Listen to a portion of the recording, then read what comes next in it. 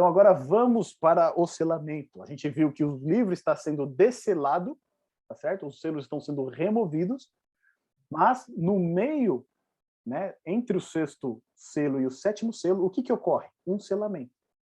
E a gente vai ver que esse selamento responde à pergunta que é feita no sexto selo, onde é dito, né, quem poderá subsistir nesse dia? Quem poderá ficar diante, né, daquele que se assenta no trono e também do Cordeiro? E a resposta está no capítulo 7, que são aqueles que foram selados. Então, olha só. A gente passa aqui rapidamente pelo selamento e a gente vê o seguinte: depois disso, vi 4 anjos em pé. Depois disso, o quê? Dos 6 selos, tá certo? Então, depois da visão dos 6 selos ali que João teve, ele tem agora a visão de 4 anjos nos 4 cantos da terra, ou seja, estão em volta de toda a terra. E esses 4 anjos, eles estão cuidando para que nenhum vento sopre sobre a terra, nem sobre o mar e nem sobre a ar. Tá certo? Então, eles estão segurando esses ventos. O que são esses ventos? Lá em Jeremias, no capítulo 4, verso 11 e 13, esses ventos são trazidos para a gente como guerras, tá certo? Uma grande convulsão. Então, guerras, a gente vai ver, né, o que Cristo vai falar, né? E ouvireis a falar de guerras e rumores de guerras. Então, tudo isso que traz, né, tira a paz, é entendido ali como os ventos. Jeremias ele vai trazer essa ideia para a gente. Então, esses 4 anjos eles estão segurando o quê? Justamente os conflitos que querem assolar toda a Terra. Tá certo? Então, o mundo ele está em ebulição, pronto para explodir, só que esses quatro anjos estão segurando, né, essas comoções sociais, essas revoltas, para que elas não ocorram ainda. Por quê? Lá no verso 2 diz que vem um anjo da nascente do sol, tá certo? E a nascente do sol sempre ela é representada como o lugar da onde Deus vem. Tá? Cristo vai falar isso a respeito da sua vinda, né? Assim como o relâmpago sai do oriente para o ocidente, assim também será a vinda do Filho do Homem. Então sempre o lado do oriente está associado ao lugar da onde Deus vem. Deus plantou um jardim, né, do lado oriente, do lado do leste, e aqui vem um anjo da nascente do sol, e ele tem o quê? O selo do Deus vivo. E ali ele clama em grande voz aos 4 anjos, aqueles que foram dados para fazer dano à terra e ao mar, dizendo: não danifiqueis nem a terra, nem o mar, nem as árvores, até o quê? Até selarmos na fronte os servos do nosso Deus. E aí, então João vai ouvir, né, o número daqueles que foram selados, que foi o número de 144 mil. Quando a gente olha essa descrição aqui, algumas coisas vêm à nossa mente, né? Primeiro, se esse 144 mil é literal ou ele é simbólico. Eu acredito que isso é fácil de responder. Uma vez que a gente está estudando um livro que é simbólico, o número de 144 mil, ele também é simbólico, tá certo? E a gente percebe que esses 144 mil que são selados são aqueles que ficarão de pé na volta de Jesus. Quando todo o mundo estiver em comoção, né? Quando esses 4 ventos forem soltos e eles arrasarem a terra, trazerem guerras, trazerem pestes, trazerem, né, tudo aquilo que a gente vai ver um pouco antes da vinda do Senhor Jesus, aqueles que vão resistir a tudo isso, quem são? Os 144 mil, esses que foram selados. Mas este não é um número literal, ele é um número simbólico, tá bom? Então a gente tem algumas referências aqui, depois vocês podem assistir o vídeo e ver da onde que João extrai aqui cada uma dessas referências a respeito do selamento. Mas um ponto que é interessante para a gente trazer aqui é o seguinte, tá? A missão que esse anjo traz é que a destruição sobre a terra não pode ocorrer até que os servos de Deus sejam o quê? Selados. Tá bom? Essa é uma imagem que João ele vai extrair lá de Ezequiel no capítulo 9, do verso de 1 a 11, onde ali ocorre um selamento em Jerusalém. Tá certo? Em Jerusalém. Jerusalém é a cidade de Deus, a cidade do povo de Deus. Só que o povo de Deus ele estava o quê? Em apostasia. Eles estavam longe de Deus. E por conta disso, Deus enviou juízo sobre Jerusalém. Lembra que a gente falou que Jerusalém é um microcosmo do universo? Né? Então, a história que acontece ali com o povo de Deus em Jerusalém, depois ela é ampliada em Apocalipse para o mundo inteiro. Tá certo? Então, aquilo que ocorreu ali na visão que o profeta Ezequiel tem de Jerusalém, em que um homem com uma roupa de linho, né, e um tinteiro na mão, e é dada a ordem para que ele cele na fronte todos aqueles que gemem e todos aqueles que ficam aflitos por conta da iniquidade que é praticada na minha cidade. Ou seja, todos aqueles que não se conformam com as práticas mundanas, que não se conformam com a idolatria, que não se todos aqueles que não se conformam como as pessoas têm tratado as coisas santas de Deus, que eles sentem aflição por conta disso, né? Eles ficam conduídos com a situação que o mundo se encontra. É dito o quê? Para que eles sejam selados, tá certo? E ali, depois que essas pessoas são seladas em Ezequiel, é dito então que os homens com armas, eles vêm e destroem, né? Eles matam ali aqueles que não estão selados. Tá? Então, estou resumindo aqui a visão que o profeta Ezequiel tem, e é essa mesma visão que João transporta para Apocalipse. Então, antes, né, dos ímpios serem destruídos, antes dos juízos de Deus caírem sobre a terra, o povo de Deus precisa o quê? Ser selado. Porque esse selamento vai ser uma proteção sobre aquilo que está por vir. Tá bom?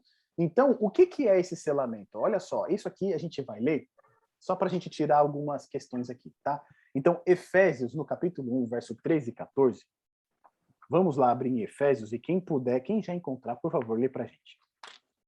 Efésios, capítulo 1, verso 13 e 14.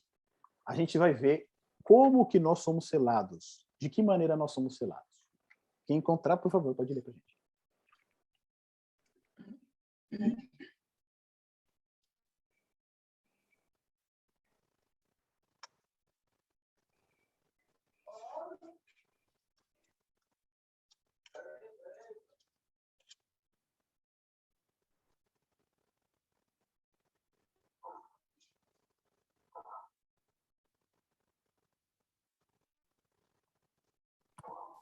Alguém encontrou aí para a gente?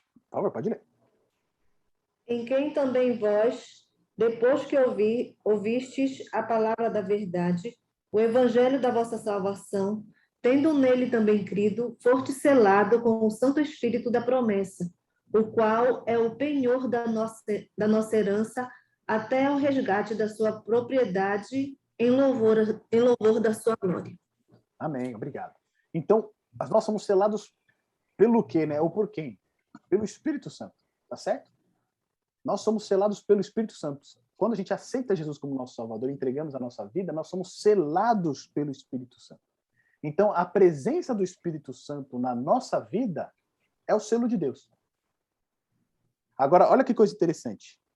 O Espírito Santo, lá em 2 Coríntios, Paulo também vai repetir essa mesma ideia, só que olha comigo lá em Atos, capítulo 5, verso 32. Atos, capítulo 5, verso 32, vai dizer o seguinte, que se a gente estiver selado com o Espírito Santo, a nossa vida, ela vai mudar. Olha só, quem encontrou pode ler pra gente.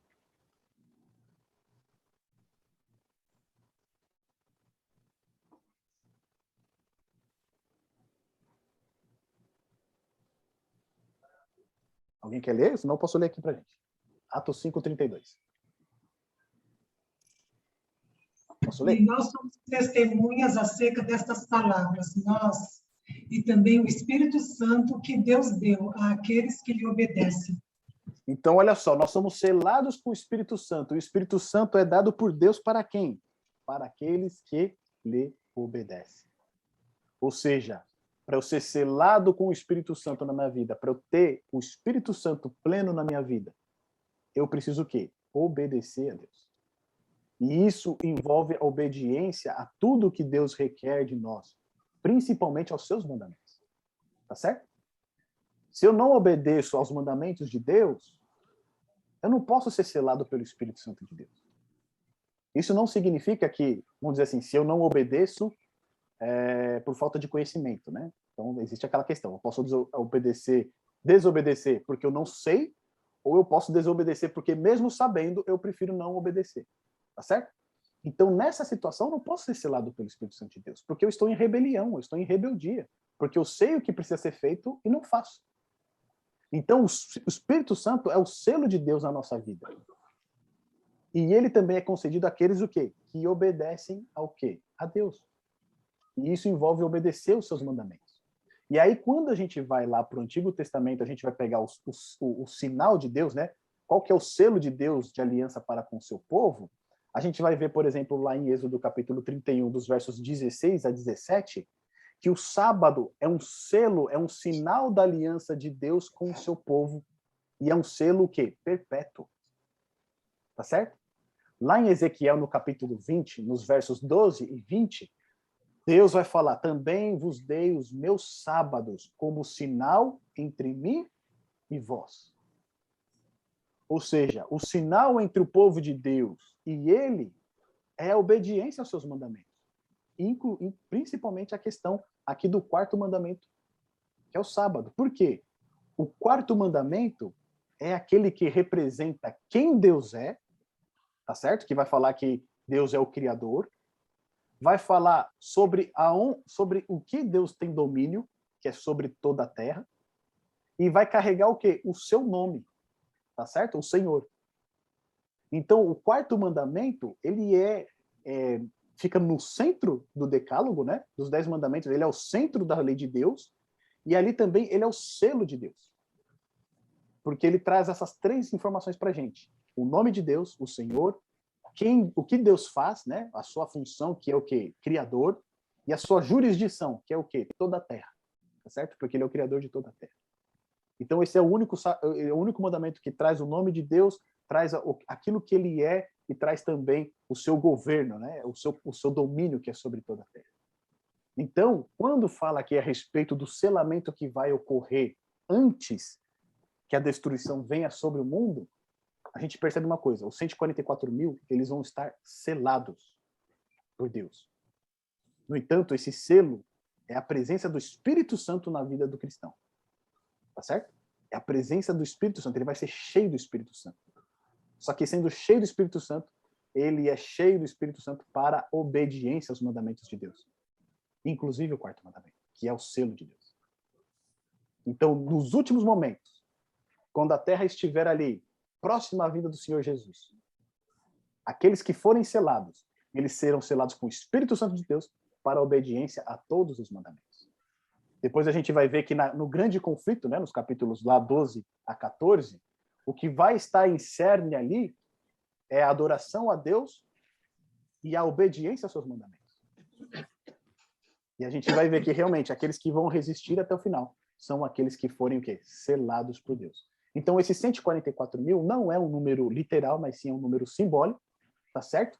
E são aqueles que foram selados pelo Espírito Santo de Deus para a obediência a Deus, inclusive o quarto mandamento. E aí a gente tem um ponto que é muito interessante, que fala, né, por que 1000? Tá certo? E 1000, lembra quando a gente mostrou lá a disposição das tribos em torno do santuário? Né? Lembra que elas se acampavam ali em torno do santuário e elas eram organizadas por tribo, cada seção ali, cada divisão tinha o seu líder, etc. E a gente percebe que cada tribo ali, a organização dessas tribos, quando eles iam para a batalha, a unidade menor que você tinha ali, né, de exército de cada uma dessas tribos, eram 1000 homens, tá certo? Então, a unidade mínima do exército de cada uma dessas tribos era 1000, representada por 1000 homens. E quando a gente vê aqui o selamento ocorrendo, né, 1000 da tribo de Ruben, 1000 da tribo de José, 1000 da tribo e tal, representa o quê? Uma unidade militar. Ou seja, se a gente pega o contexto do sexto selo, o mundo está, né, prestes a enfrentar sua grande crise. Quem que pode estar diante de Deus nessa crise? Aqueles que foram selados. E aqueles que foram selados, eles vão estar organizados para a batalha. Eles vão estar prontos para a batalha. Tá certo? Então, o povo de Deus que resistir nos últimos dias, eles vão ser soldados do Senhor. Não vão lutar com armas, eles não vão lutar numa guerra. Mas eles vão lutar pela palavra de Deus. Mostrando o que é verdade, mostrando pela sua própria vida como deve ser o caráter do cristão. Tá bom? E aí, por último, a gente tem aquela grande multidão. E aí a gente lembra, né, que João fala daquele padrão. Ouvi e vi, tá certo? Então a gente vê lá que João, ele ouve o número dos que foram selados, que foram o quê? 144 mil. Mas quando ele olha, depois dessas coisas, eu vi, e ele vê o quê? Uma grande multidão. Ou seja, lembra? Ele ouve uma coisa, mas quando ele vai ver, ele vê outra. Mas aquilo que ele está vendo é exatamente aquilo que ele ouviu. Então, os 144 mil são aqueles que estão organizados para a batalha. Eles estão, né, numa formação militar. Aqui, quando João fala a respeito da grande multidão, a batalha já passou. Tá certo? A batalha já terminou, porque João ele vê uma grande multidão que ele não pode enumerar, e olha só, eles são de todas as nações, tribos, povos e línguas, eles estão em pé diante do trono e diante do Cordeiro, vestidos do quê? Vestiduras brancas com palmas nas mãos. Lembra que a vestidura branca é dada a quem? Ao vencedor. Ou seja, os 144 mil lá já venceram, já passou a batalha. Agora eles estão aqui na presença de Deus. Tá certo? Então essa grande multidão é o mesmo número dos 144 mil. Só que aqui, agora eles não estão mais em formação de batalha. Mas agora aqui, eles estão descansados. Né? Finalmente eles chegaram no descanso do seu Senhor e eles podem repousar. Por quê? Porque as primeiras coisas passaram. E quando a gente olha aqui esse final aqui do capítulo 7, a gente percebe que a linguagem do capítulo 4 e 5, ela volta aqui. Tá certo? Então a gente tem de novo os anciãos, a gente tem de novo os 4 seres viventes, a gente tem de novo a visão do trono, e o louvor, a glória, a sabedoria, as ações de graça, a honra e o poder e a força seja o nosso Deus. Ou seja, o mesmo cântico entoado aqui pela grande multidão faz eco para aquele cântico que é entoado para o Cordeiro lá no capítulo 5. Tá certo? Então, é como se a gente voltasse agora naquela visão que João teve do capítulo 5, da entronização de Cristo, mas agora não é mais a entronização de Cristo. Agora, né, todos os salvos estão ali diante de Deus para adorá-lo. Se aquilo que a gente viu na visão do capítulo 5, né, só tinham 24 anciãos que eram os representantes da terra, né? Agora a gente tem o quê? Uma grande multidão. Tá certo? Então aqui está todo o povo de Deus diante dele para adorar. E ali ele vai completar dizendo, né? Ele pergunta para João quem são estes que estão com as vestiduras brancas. E aí João fala, né? Tu sabes. E ele então responde, são estes os que vêm da grande tribulação. Eles lavaram suas vestiduras e as alvejaram no sangue do Cordeiro. Ou seja, aqui a gente vê, lembra lá que a gente viu nas 7 igrejas, que lá no capítulo 3, verso 10, quando fala de Filadélfia, que Deus iria proteger, assim como eles guardaram a palavra dele, ele iria guardar eles na hora da provação que virá sobre todo mundo, né? A grande tribulação que virá sobre todo mundo, Deus ia proteger o seu povo. Aqui a gente vê o cumprimento, tá certo? Porque o ancião diz que esses que estão aqui vestidos de branco diante do trono são aqueles que vieram da grande tribulação. Lá em Daniel 12, no verso 1, quando a gente fez o nosso estudo de Daniel, né? Diz que vai vir um tempo de angústia, o qual nunca houve no tempo do fim, tá certo? Quem que vai passar por esse tempo de angústia, o qual nunca houve antes? Os 144 mil. Aqueles que foram selados por Deus. E aqui vai mostrar, né? Como que eles alcançaram essa posição, como que eles chegaram até aqui. Por quê? Porque eles lavaram as suas vestiduras e alvejaram o quê? O sangue do Cordeiro. Meus amigos, aqui, mais uma vez, fica claro que ninguém vai alcançar o céu por mérito próprio, por aquilo que fez. Né? Muitas vezes existe a discussão dos 144 mil, não, eu quero fazer parte desse grupo, eu quero estar lá, eu quero estar presente quando Jesus voltar, eu quero passar pela última grande crise, como se isso fosse algo, né, que fosse, separasse, né, um grupo especial, né, como se os outros não fossem. Mas aqui, diante dessa grande multidão, a gente vê que todos ali recebem a mesma recompensa. Todos estão vestidos de branco e estão diante do trono do Senhor. E todos ali que estão, eles estão porque eles aceitaram os méritos de Cristo na sua vida. Eles aceitaram a salvação. Eles entregaram a sua vida a Jesus, foram selados pelo Espírito Santo, obedecem agora aos mandamentos de Deus, pelo poder do Espírito, não pela sua própria força. E agora podem estar diante do trono do Senhor. Olha só. Verso 15. E eles servem de dia e de noite no seu santuário. Lembra que a gente viu no capítulo 5 que digno é o Cordeiro, né? Por quê? Porque ele comprou reis e sacerdotes com o seu sangue para o nosso Deus. Ou seja, aqui a gente vê, né, o serviço de dia e de noite ao seu santuário, ou seja, o sacerdote. Aqui a gente vê os santos exercendo realmente o papel de sacerdote, servindo a Deus dia e noite. E aqui traz um ponto interessante que diz o seguinte: e aquele que se assenta no trono estenderá sobre eles o quê? O seu tabernáculo. Em outras versões, vai estar dizendo aqui que ele vai estender sobre eles a sua sombra. Tá bom? E aí depois diz no verso 16 e 17: jamais terão fome, nunca mais terão sede, não cairá sobre eles o sol, nem ardor algum, pois o cordeiro que se encontra no meio do trono os apacentará e os guiará para as fontes da água da vida, e Deus lhe enxugará dos olhos toda lágrima. Ou seja, Deus aqui ele está dizendo para a gente que vai existir um período de tribulação terrível. Muitos vão passar fome, uns vão ter sede, tá certo? Alguns vão ser queimados pelo sol, tá certo? A Raquel já falou lá que lá tá pegando lá, né? A umidade lá tá baixa, já tá enfrentando um abafado terrível. Então, isso já estava predito, tá vendo? Isso aqui é profecia se cumprindo. Então, a gente percebe que as dificuldades, elas vão vir. O fato de nós sermos selados não significa que nós não iremos passar pelas dificuldades. Mas significa que, apesar das dificuldades, nós seremos vencedores. Tá certo? Porque quem está conosco? O grande capitão do universo, nosso Senhor Jesus. E a linguagem que é utilizada aqui no final é a linguagem lá do Salmo 23. O Senhor é o meu pastor e nada me faltará. Né? Ele me guia às fontes das águas. Ou seja, aqui expressa o cuidado que Cristo tem por nós. Ainda que nós tenhamos que passar por tribulações, a promessa que ele fez lá em Mateus 28, eis que estou convosco até a consumação dos séculos, ela é real. Cristo ele vai passar junto conosco nessa tribulação. A gente não vai passar sozinho. E é por isso que nós iremos ser vencedores. Porque nós iremos passar juntos com ele. Tá certo? Nós só seremos vencedores porque ele já venceu por nós. Então, meus amigos, o que a gente percebe aqui?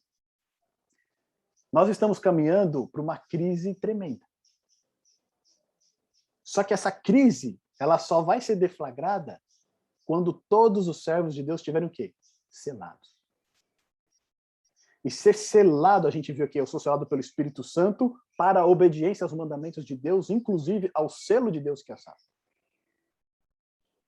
Muitas vezes, para que tudo venha terminar, está faltando uma decisão nossa. Não é? De falar assim, Senhor, eu estou do seu lado. Eu quero fazer parte dessa grande multidão. Eu quero ser selado pelo seu Santo Espírito. Porque a gente percebe que o mundo está, né, para ser ali virado de ponta cabeça, e o anjo fala, não, espera, até que todos os servos do nosso Senhor sejam selados. Ou seja, existem pessoas que ainda estão no vale da decisão, ainda estão titubeando, né? Não sei se esse é o momento, não sei se é agora. E aí Hebreus vai falar, se ouvir hoje o Espírito Santo falar ao seu coração, né? A decisão é hoje. Eu estou do lado do Senhor, eu quero entregar a minha vida ao Senhor, eu quero fazer um compromisso com Ele. Porque através do nosso selamento, familiares nossos podem ser selados também. Pessoas que trabalham conosco também podem ser selados. E aí, finalmente, todo o povo de Deus será selado e o fim virá. E nós estaremos juntos do nosso Senhor por toda a eternidade. Portanto, meus amigos, se nós estamos ainda indecisos, tomemos uma decisão ao lado do nosso Senhor. Recebamos o selo dele na nossa vida, para que um dia nós estejamos juntos, todos reunidos, com uma grande multidão diante do trono de Deus. Amém? Amigo, minha amiga, se você gostou desse vídeo, se você foi abençoado por este conteúdo, eu gostaria de convidá-lo a deixar o seu like, fazer o seu comentário e compartilhar esse vídeo também por quem tem interesse por este mesmo assunto. Também não posso deixar de pedir para você se inscrever no nosso canal, para assim você ajudar a divulgar ainda mais o nosso canal para aquelas pessoas que precisam receber estes estudos e também essas mensagens. Que Deus te abençoe.